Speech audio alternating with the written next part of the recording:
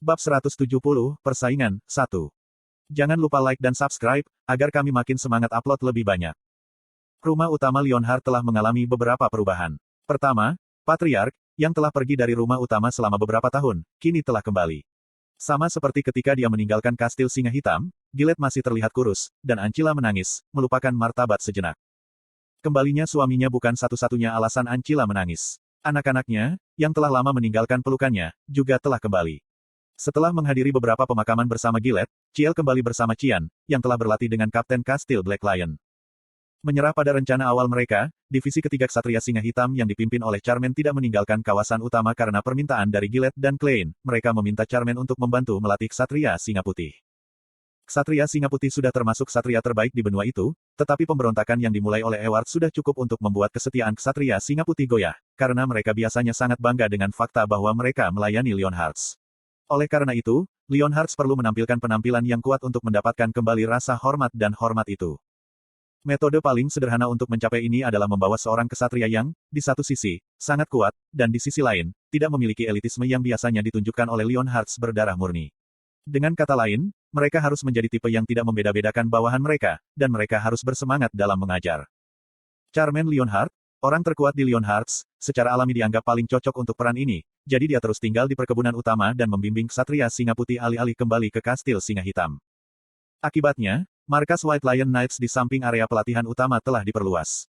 Kantor Charmaine didirikan di sebelah kantor Komandan White Lion Order di lantai pertama. Secara keseluruhan, fasilitas tersebut menjadi jauh lebih elegan dari sebelumnya. Semua renovasi itu adalah rencana Ancila untuk membuat para ksatria bersyukur dan bangga. Fasilitas White Lion Knights pada awalnya sangat bagus, tetapi renovasi besar-besaran yang dipimpin oleh Ancila membuat kompleks itu luar biasa. Sambil memperpanjang kuartal Ksatria Singa Putih, paviliun juga dihancurkan. Ancila membangun paviliun baru di tempat tinggal Eugene sebelumnya, tepat di sebelah perkebunan utama, mengatakan bahwa keluarga harus menjadi keluarga meskipun mereka tidak berbagi banyak darah. Kawasan utama dan paviliun terpisah, tetapi setiap lantai dihubungkan dengan lorong, memungkinkan orang untuk dengan mudah berpindah antara kawasan utama dan paviliun. Selain renovasi tersebut, berbagai peralatan latihan baru juga dipasang di area latihan. Bahkan hutan Leonhard, tempat bibit pohon dunia telah benar-benar berakar, juga mengalami renovasi. Beberapa khawatir para elf akan menentangnya, tetapi para elf tidak lupa bahwa mereka berada di bawah perlindungan Leonhard. Mungkin karena alasan itu, para elf sendiri mengambil sekop dan kapak dan membantu renovasi hutan. Saya pikir itu sedikit berlebihan, kata Charmaine dengan canggung. Dia sedang berada di kantornya, yang telah dia dekorasi sesuai seleranya dari atas ke bawah. Satu dinding dilengkapi dengan pajangan whisky. Bukan karena Charmaine meminum whisky dalam bentuk atau bentuk apapun, dia membenci bau dan rasanya.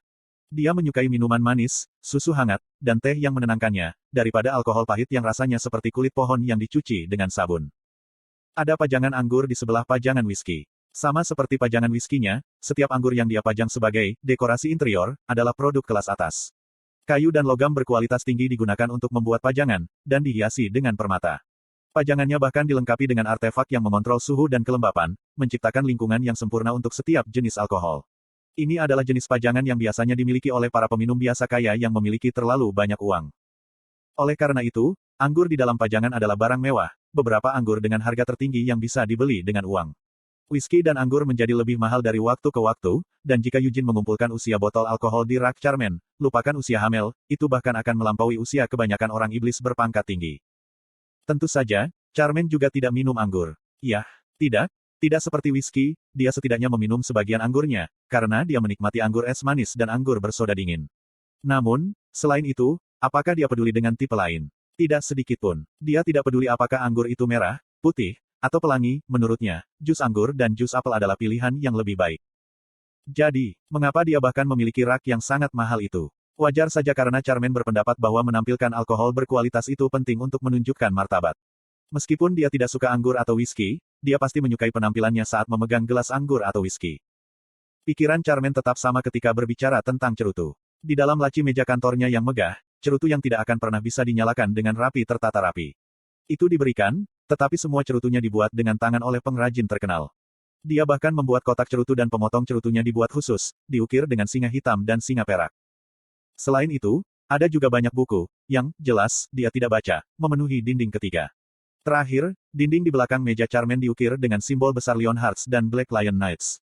Armor yang tidak pernah dia kenakan berdiri di samping dekorasi seperti jendelanya, bersama dengan sebuah bendera. Singkatnya, ruangan itu lebih berlebihan daripada ruangan lain yang pernah dikunjungi Eugene. Dan Charmaine, orang yang telah mendekorasi ruangan dan saat ini duduk di kursinya dengan kaki di atas meja, memiliki keberanian mutlak untuk mengucapkan kata berlebihan. Eugene tidak bisa lagi berpikir dengan benar. Begitukah? Eugene tergagap. Iya, tidak ada alasan untuk melatih elf juga. Charmaine mengangguk. Yah, aku tidak menyuruh mereka untuk. Mereka mengajukan diri, jawab Eugene, mengangkat bahu. Seperti yang dikatakan Eugene, para elf di hutan telah mulai berlatih sendiri. Insiden Lavera yang diculik tanpa daya oleh Iris telah menjadi peringatan bagi para elf dan memotivasi Signard, yang memiliki dendam mendalam terhadap Iris. Para elf secara sukarela berlatih, jadi beberapa fasilitas pelatihan telah dipasang untuk mengabulkan permintaan para elf selama renovasi. Signard sendiri mulai mengajarkan ilmu pedang kepada para elf, dan Ksatria Singa Putih dan Ksatria Singa Hitam membantu Signard dalam upaya itu. Petik 2. Yang saya maksud dengan berlebihan adalah, Charmaine meletakkan cerutunya di asbak, tidak bisa berkata banyak. Asbak yang indah itu tidak pernah menampung abu rokok dan tidak akan pernah lagi di masa depan. Petik 2. Aha, Eugene menyadari apa yang ingin dikatakan Charmaine. Kamu mengatakan ini karena White Tower Master, kan? Charmaine dengan getir mengangguk. Dalam perspektif Eugene, mereka sama, mengingat bagaimana mereka berdua tidak bertindak seusia mereka dan benar-benar memalukan. Namun, Charmaine dan Melkith secara mengejutkan berhubungan buruk.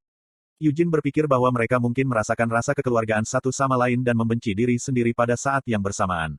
Karena mereka mirip, mereka menjadi lebih sadar satu sama lain, tetapi mereka tampak mengerikan dari sudut pandang pihak ketiga. Tidak, daripada membenci. Apakah mereka bersaing satu sama lain? Eugene menganga.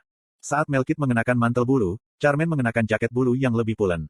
Saat Charmaine mengenakan jaket kulit, Melkith mengenakan mantel kulit yang lebih berkilau.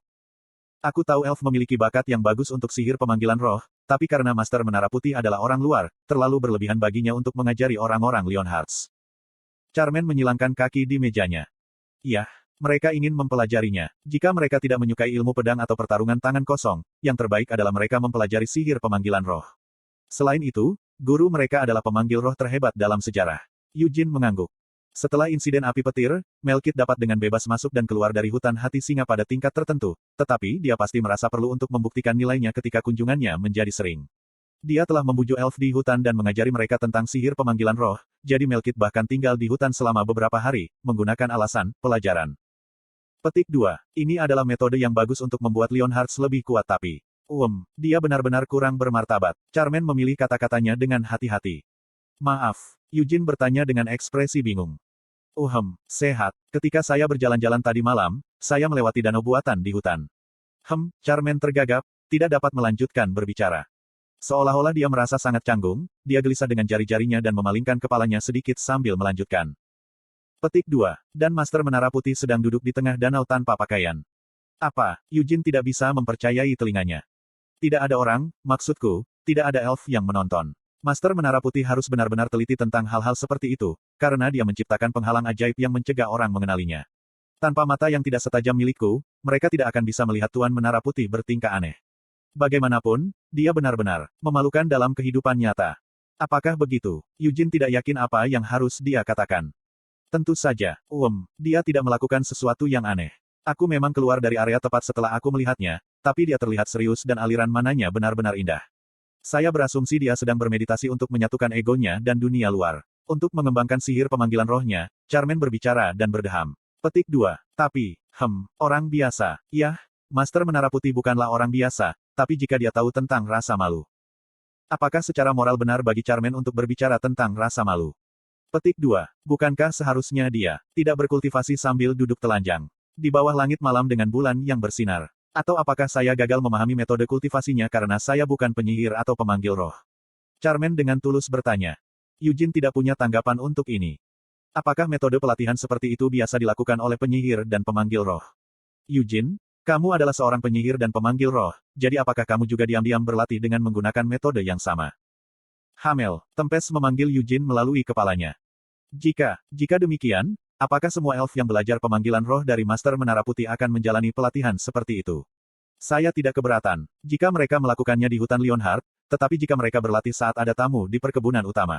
Terutama, saya percaya Anda cukup masuk akal, namun, jika seseorang melihat Anda saat Anda sibuk menyatukan ego Anda dan dunia luar saat Anda berkultivasi, Charmaine dengan hati-hati memilih kata-katanya. Saya menyarankan agar kita membunuh Melkith El Hayah. Tempest dengan cepat berbisik ke Eugene. Dia menyeret reputasi pemanggil roh melalui lumpur. Lihatlah wanita aneh ini sekarang. Bahkan dia bingung karena dia tidak bisa memahami White Tower Master. Eugene terdiam.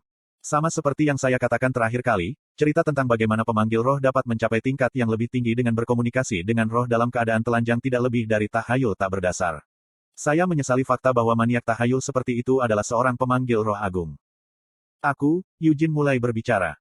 Dia adalah pemanggil roh yang menandatangani kontrak dengan bumi dan Raja Roh Petir, tapi kenapa dia mengembangkan sihir pemanggil rohnya di permukaan danau? Apakah dia mengikuti semacam tahayul bahwa komunikasi paksa dengan roh yang pemanggil tidak memiliki kedekatan dengan memperkuat hubungan mereka dengan roh masing-masing? Aku tidak pernah berlatih tanpa pakaian, juga tidak pernah merasakan keinginan khusus untuk berlatih seperti itu. Eugene berusaha berbicara setenang mungkin.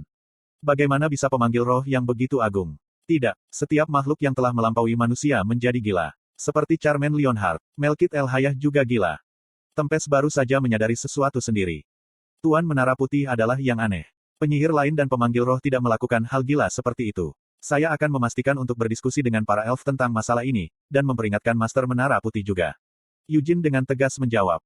Setelah mendengar jawaban Eugene, Charmaine menghela nafas lega dan tiba-tiba mengeluarkan sesuatu dari laci mejanya. Pong! Charmaine menjentikkan pemantik dupon berwarna hitam keemasan, dengan suara yang tajam dan jernih. Petik 2. Pong! Petik 2. Pong! Itu keren. Eugene mengangguk ketika dia mengerti maksud Charmaine. Pong! Kedengarannya lebih jelas daripada iris. Konten iklan. Eugene menatap pemantiknya. Ini dibuat khusus. Charmaine akhirnya tampak puas saat dia mengangguk. Eugene berusaha untuk tetap membumi, karena dia belum mengunjungi Charmaine pagi-pagi sekali untuk melakukan percakapan semacam ini. Bukankah sudah waktunya bagimu untuk berpura-pura tidak punya pilihan dan memberitahuku apa yang terjadi? Eugene memotong ke pengejaran. Petik 2.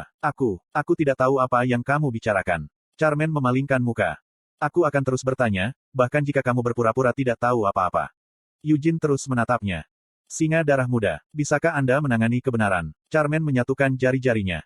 Menangani sandal, siapa yang peduli? Saya sudah terbiasa dengan gelar Blood Lion terkutuk dan tidak peduli ketika orang lain memanggil saya Blood Lion, jadi saya tidak akan mundur bahkan jika Anda memanggil saya Blood Lion. Eugene hanya tersenyum dengan mulutnya. Peri benar-benar memiliki indera pendengaran yang tajam. Ketika Charmaine menganugerahkan gelar Blood Lion kepada Eugene di depan gerbang Warp, hanya Black Lions dan Lavera yang hadir, tetapi semua elf di hutan mendengar Charmaine. Begitulah akhirnya para elf memanggil Eugene, Singa Darah, dan gelar itu secara alami menyebar ke para pelayan dan ksatria Singa Putih. Tidak peduli berapa banyak Eugene menggigil ketika mendengar gelar itu, semua orang di wilayah Leonhardt sekarang memanggilnya, Eugene, The Blood Lion. Yah, Blood Lion Eugene lebih baik daripada Hamel bodoh, kurasa. Eugene menggigit bibirnya. Memelototi Charmaine, dia mengepalkan tinjunya untuk mengendalikan rasa merindingnya. Selain itu, kamu mengeluarkan lebih banyak sinyal daripada mercusuar. Petik 2. Aku tidak pernah melakukan itu. Charmaine dengan erat meraih koreknya. Apa pengalaman misterius yang kamu alami di masa kecilmu puluhan tahun yang lalu? Eugene melanjutkan. Petik 2. Ketika kami kembali ke perkebunan utama, Anda terus mengklik jam saku Anda di gerbong setiap kali Sir Alcester menyebut kata naga. Lanjut Eugene. Petik 2. Ingin kamu memperhatikan dan kamu benar-benar memperhatikan adalah hal yang sedikit berbeda, kata Charmaine dengan sungguh-sungguh. Saya tidak bisa melihat perbedaan kecil itu, jadi saya harus mendengarnya secara langsung. Aku sudah memberitahumu berkali-kali, tapi aku tidak bisa memberitahumu pengalamanku sendiri karena janji penting. Charmaine mati-matian berusaha mengubah topik, tetapi tidak ada topik baru yang muncul di benaknya. Jika saya tahu keadaan akan menjadi seperti ini, saya akan mengeluarkan korek api Dupont saya nanti. Kepalanya akan dipenuhi dengan keinginan untuk memiliki korek api Dupont alih-alih pertanyaan jika saya membiarkan dia mendengar bunyi klik korek api saya dalam situasi seperti ini. Charmaine berpikir dengan menyesal. Astaga, Eugene menghela nafas ketika dia bersandar di sofa. Selama beberapa hari terakhir, dia mengunjungi dan mengikuti Charmaine untuk bertanya tentang naga itu, tetapi Charmaine menolak untuk menjawab. Pada titik ini, Eugene tidak punya pilihan selain mempercayai Charmaine. Sudah pasti Charmaine telah menerima Heaven Genoside dari naga. Dilihat dari bagaimana dia terus mencoba untuk mengubah topik pembicaraan, tidak dapat mengatakan sesuatu dengan jelas, dia sepertinya membuat janji dengan naga menggunakan drakonik. Bisakah kamu memberiku petunjuk, jika kamu tidak bisa langsung mengatakannya? Eugene dengan tenang bertanya. Petik 2. Pertemuan itu, Charmaine ragu-ragu saat dia tenggelam dalam pikirannya, mencari tahu apakah dia dapat berbicara tentang apa yang terlintas dalam pikirannya atau tidak. Setelah mencoba mengatakan sesuatu beberapa kali, dia menutup mulutnya dan mengerutkan kening. Dia tidak bisa berbicara, terlepas dari keinginannya, kata Eugene. Janji yang dibuat dengan naga menggunakan drakonik adalah mutlak. Tempest menjelaskan. Kau menyebut dirimu Raja Roh Angin Sialan, tapi bagaimana kau bisa tahu 0 naga? Yujin menggeram dalam pikirannya. Aku tahu seekor naga, namun, aku tidak bisa berbicara tentang pihak yang menandatangani kontrak denganku meskipun aku adalah Raja Roh. Jadi jangan mengandalkan bantuanku untuk mencari naga itu, Hamel. Alasan Tempest terdengar menyedihkan, tapi itu bisa dimengerti. Karena angin ada di mana-mana di dunia. Yujin akan bisa mendapatkan semua informasi jika dia bisa menggunakan roh angin berpangkat rendah dengan bantuan Tempest untuk mencari. Petik 2. Aku tinggal bersama keluarga Dragonik ketika aku masih muda. Charmaine akhirnya berbicara setelah sekian lama. Aku sudah memberitahumu tentang ini sebelumnya, tapi aku adalah guru seni bela diri Alcester. Saya tidak suka senjata seperti pedang atau tombak, jadi saya mengajar pertarungan tangan kosong di Alcester. Patriark Naga pada saat itu mengajariku gaya naga. Tapi itu tidak banyak membantuku. Eugene juga pernah mendengar ini di kereta. Alcester adalah pembelajar yang cepat. Dia adalah seorang anak berusia 5 tahun pada saat itu, tetapi dia luar biasa dewasa dan dia tidak pernah merengek tentang pelajaran saya, kenang Charmaine. Kamu bertemu naga di perkebunan Dragonik. Eugene memiringkan kepalanya. Meskipun dia sudah dewasa, dia juga memiliki sisi kekanak-kanakan. Alcester yang berusia 5 tahun adalah anak yang mengerikan yang biasa memakan bugernya. Charmaine menutup matanya. Yang didengar Eugene hanyalah terlalu banyak informasi tentang kesatria terbaik di Kekaisaran. Kalau begitu, apakah aku harus pergi ke perkebunan Dragonik? Eugene bergumam pada dirinya sendiri. Eugene, Blood Lion, kenapa kamu tertarik dengan naga? Charmaine menatap Eugene. Siapa yang tidak tertarik dengan naga? Eugene mengangkat bahu. Naga adalah makhluk mitos yang tidak menunjukkan diri mereka kepada dunia selama 300 tahun karena mereka mengalami kerusakan besar selama perang melawan Raja Iblis. Setengah dari ras besar telah dibantai oleh Raja Iblis penahanan dan penghancuran. Tidak berlebihan untuk mengatakan bahwa Raja Iblis penghancur saja yang telah membantai ras. Raja Iblis penahanan memang telah membunuh beberapa naga dalam perang pertama, tetapi dia telah berhenti bertarung dengan naga lebih awal. Kemudian, seolah mengisi Raja Iblis penahanan, Raja Iblis penghancur telah muncul di medan perang, membunuh setengah dari ras. Eugene tidak tahu seperti apa pertempuran itu, tetapi ketika Hamel berkeliaran di Helmut, dia telah bertemu dengan naga sekarat yang melarikan diri setelah menderita luka-luka dari pertempuran melawan Raja Iblis penahanan. Tidak dapat melarikan diri Helmut, naga itu telah menunggu kematiannya di dalam ruang bawah tanah yang dibuat dengan kasar. Naga itu mengeluarkan hati naganya untuk Vermont dan rekan-rekannya dan meninggalkan kata-kata terakhirnya untuk mereka. Kamu tidak bisa bertarung dengan Raja Iblis kehancuran. Ketika Hamel melihat Raja Iblis penghancur dari jauh, Hamel menyadari betapa benar dan seriusnya peringatan naga itu. Bahkan sekarang, Eugene tidak dapat mengingat persis seperti apa benda yang dilihatnya itu, karena itu lebih seperti warna yang kabur. Meskipun dia tidak yakin bahwa benda itu adalah Raja Iblis penghancur, benda itu membuatnya bertanya pada dirinya sendiri. Apalagi yang bisa disebut jika bukan kehancuran. Hal itu membawa ketakutan dan keputusasaan yang luar biasa bagi musuhnya, membuat musuhnya tidak berdaya untuk melawan. Para naga adalah orang-orang yang berusaha menangkis Raja Iblis kehancuran. Mungkin karena peristiwa itulah para naga yang selamat dari garis depan perang pergi mengasingkan diri untuk menyembuhkan luka dan trauma mental mereka, tidak pernah menampakkan diri selama 300 tahun. Petik 1. Oryx, bajingan itu, bukan setengah naga, jadi mengapa ada naga di perkebunan Dragonik? Apakah sang naga datang menemui maniak yang menyatakan dirinya setengah naga dan dihormati selama 300 tahun sebagai pewaris naga? Eugene bertanya-tanya. Kedengarannya masuk akal. Bisakah Anda memberi saya saran tentang cara memasuki perkebunan Dragonik? Eugene dengan hati-hati bertanya. Alcester tidak akan menolak jika kamu mengajaknya berkeliling mansion. Charmaine mengangguk. Apakah itu cukup untuk bertemu naga itu? Mata Eugene bersinar. Aku, tinggal di rumah Alcester, sebagai gurunya, ulang Charmaine. Oke. Aku tidak akan bisa bertemu naga itu sebagai tamu biasa. Lalu apa yang harus saya lakukan? Akankah saya menjadi guru sementara seperti Anda? Nona Charmaine. Eugene bergumam pada dirinya sendiri, melirik Charmaine. Alcester memiliki seorang putra muda yang berusia 10 tahun sekarang.